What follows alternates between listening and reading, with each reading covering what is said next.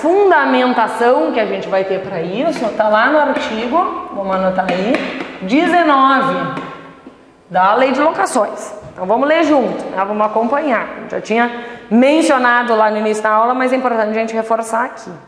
O artigo 19 diz assim: não havendo o acordo do locador, aliás, não havendo acordo o locador ou o locatário após 3 anos de vigência do contrato ou do acordo anteriormente realizado, quer dizer, eu posso já ter amigavelmente revisado, reajustado num determinado ano, ali começa de novo o meu marco de 3 anos para serem cumpridos antes de poder pedir a renovação. Então, após 3 anos da vigência do contrato ou do acordo anteriormente realizado, poderão pedir a revisão judicial do aluguel a fim de ajustá-lo ao preço de mercado. Então, o artigo 19 é o que traz o nosso fundamento de direito material.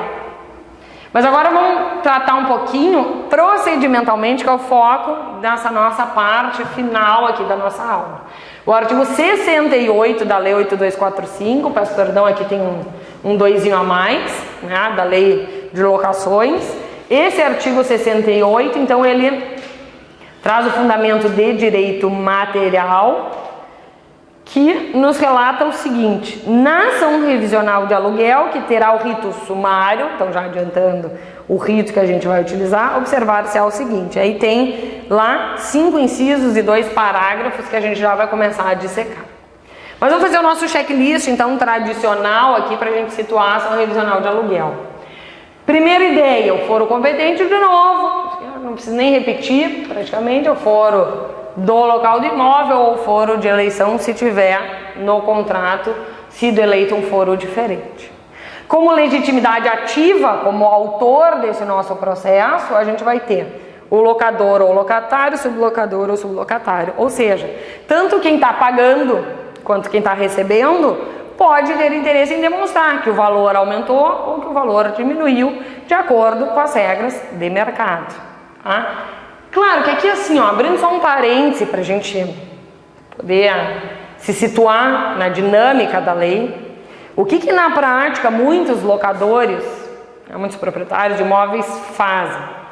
Eles se resguardam ao direito de fazer o contrato por um prazo menor, por um prazo mais curto, por um prazo inclusive normalmente menor do que esses 3 anos que o artigo 19 da lei nos exige, e fazendo o contrato nessas condições, que tipo de barganha eles têm?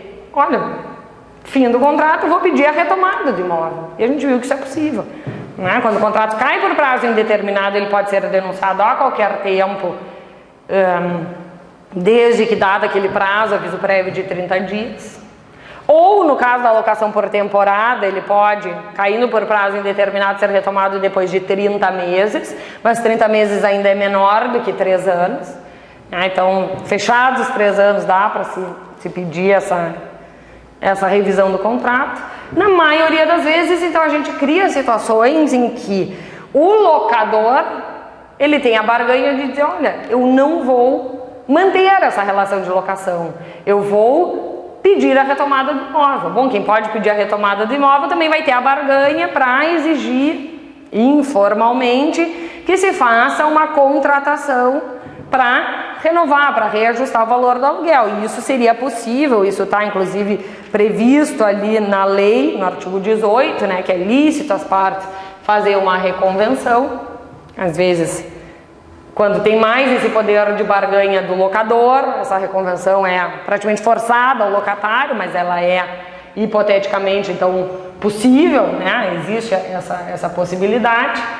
Ou, quando a gente cair numa daquelas situações em que obrigatoriamente o contrato tem que ser mantido, como, por exemplo, naquela situação do artigo 51, que é a renovação compulsória, ou quando, por uma razão qualquer, o locador tenha já de antemão cedido aquele imóvel em locação por um prazo grande, às vezes acontece, pode ser 5, pode ser 10 anos, pode ser um prazo maior.